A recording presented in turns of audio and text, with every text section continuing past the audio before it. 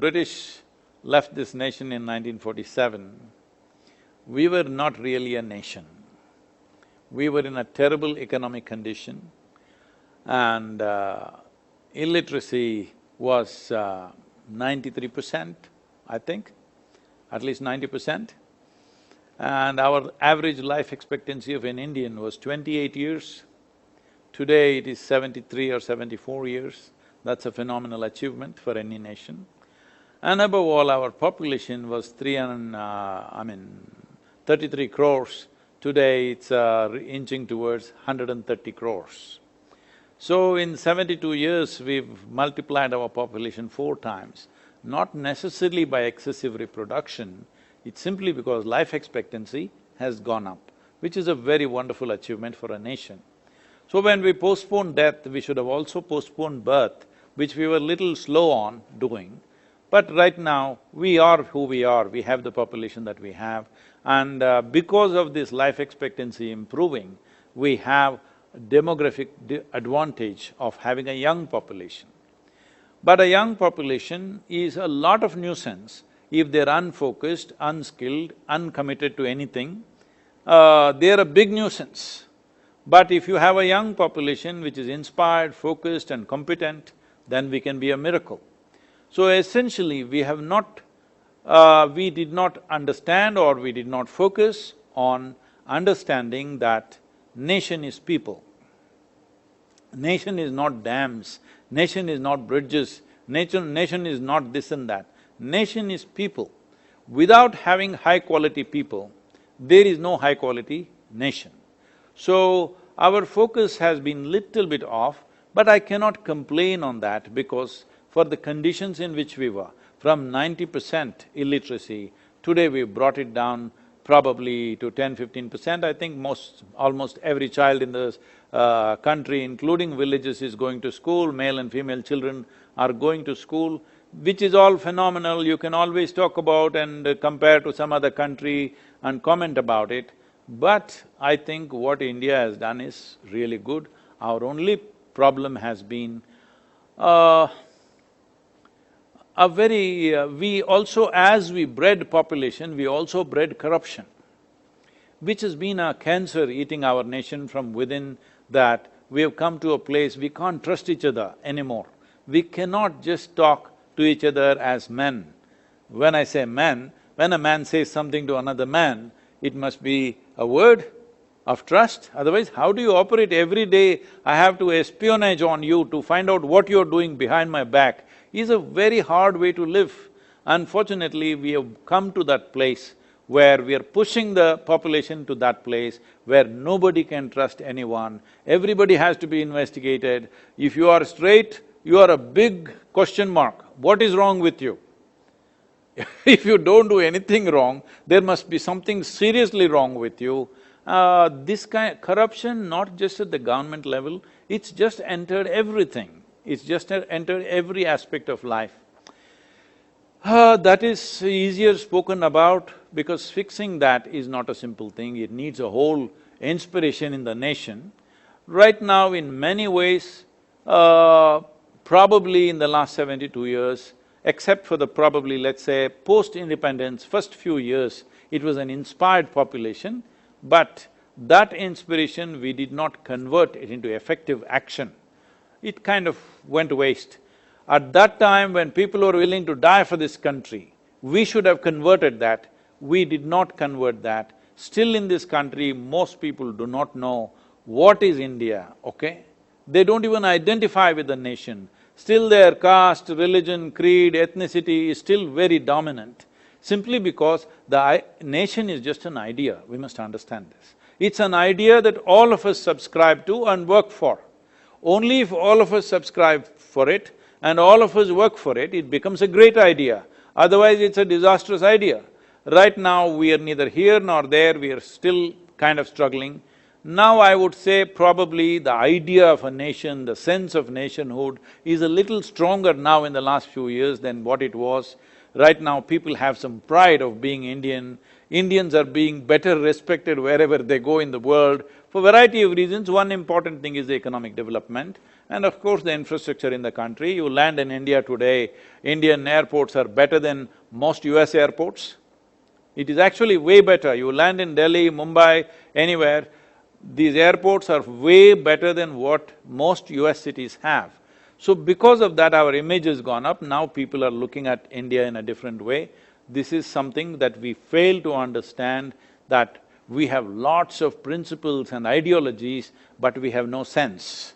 So we are now beginning to operate as a business nation, slowly beginning to move in that direction, because we need to understand today a nation's well-being does not happen because of its military prowess or because of its political rhetoric. It happens only because of successful businesses.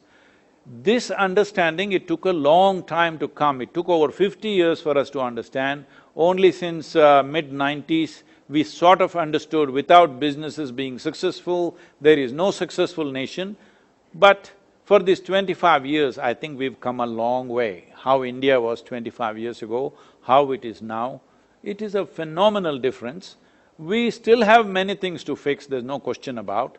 But today, if you go to any village in the remotest part of Tamil Nadu or in southern India at least, maybe you can exempt a few states like Bihar, some parts of UP, it may be a little different.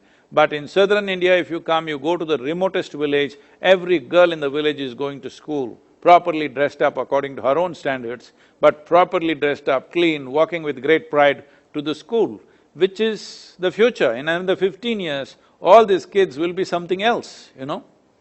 So that is happening. It is just that the size of the population also we must control. If we don't control the population, we will be in real problem. But we are not able to make those decisions due to political reasons, religious obstructions all along the way. Everybody wants to have more numbers. All religious leaders from every group telling their people, you produce more children, you produce more children, everybody is competing. If we go on producing more children, as a nation we'll be a disaster. Because nobody can live well in this country if we continue to increase the population.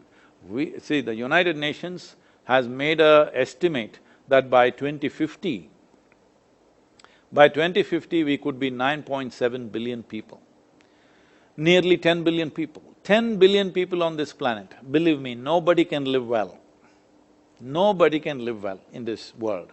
So, if it becomes 10 billion, India's population would be close to nearly 2 billion people.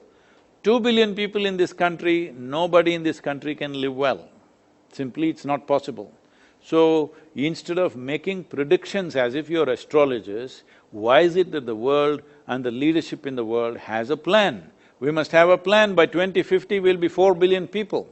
If we are 3.5 to 4 billion people on this planet, everybody can live well, there is no issue. So how do we do this? Simply some incentives have to come. Some strong incentives and disincentives have to come.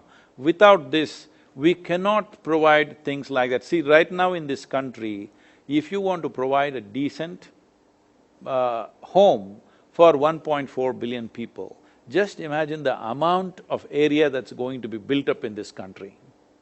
Just unimaginable.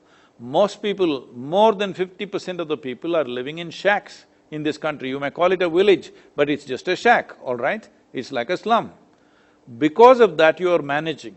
But if you provide a decent home for all the people, the amount of area that you cover is going to be phenomenal.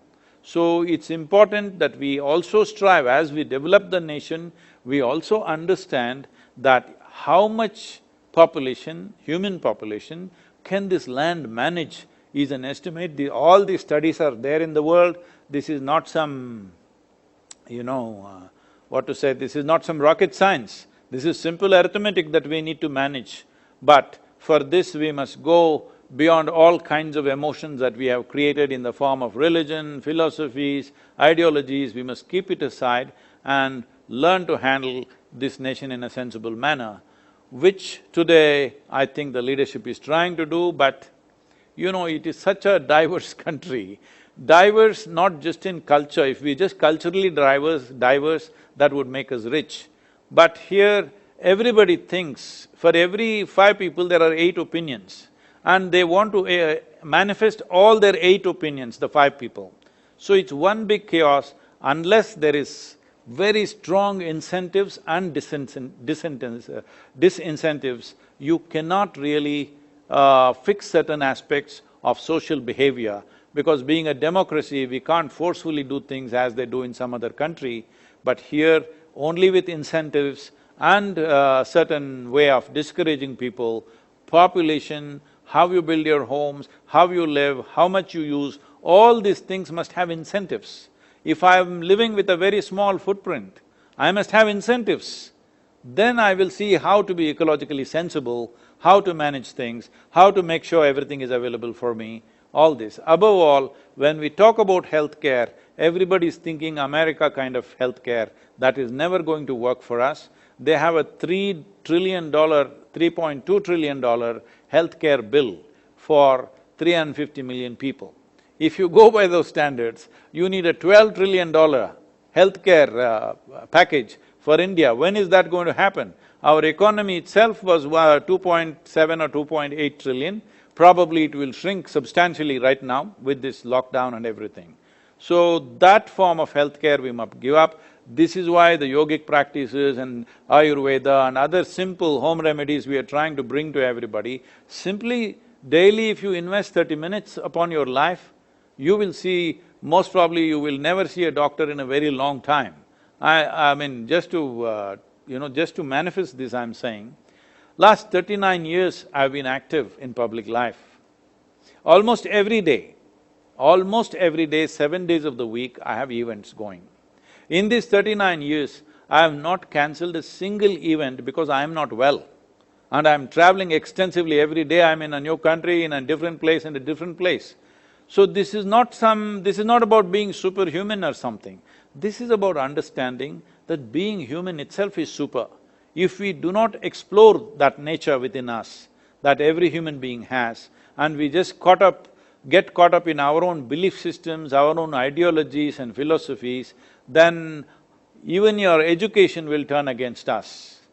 Even the so-called modern education is turning against us, because educated people are the people who are destroying this planet, not the illiterate people. Illiterate people are not destroying the world, it is only the educated people. So what kind of education are we giving? This is something seriously we need to be looked at. With this lockdown, we have to rethink education anyway. This whole tyranny of sending every child to the school that he must go and slog there for 6 to 8 hours to learn the same stuff that everybody else is learning, this tyranny must end now. That's at least the virus should bring this much wisdom to us, because this is not the way to conduct. This mass education is Manchester style of industry, that you put everybody into the same slot and get them out in the same shape and form. This has to go, human genius has to be explored. And in many ways, all of you in the industry can play a role in this. Right now, there is no choice that governments and parents have to take this call, how to educate our children for the future, not just wasting 15 to 20 years in a schoolroom, learning rudimentary stuff. What your internet can say, the teacher is struggling to say the same things. So, education as information is out.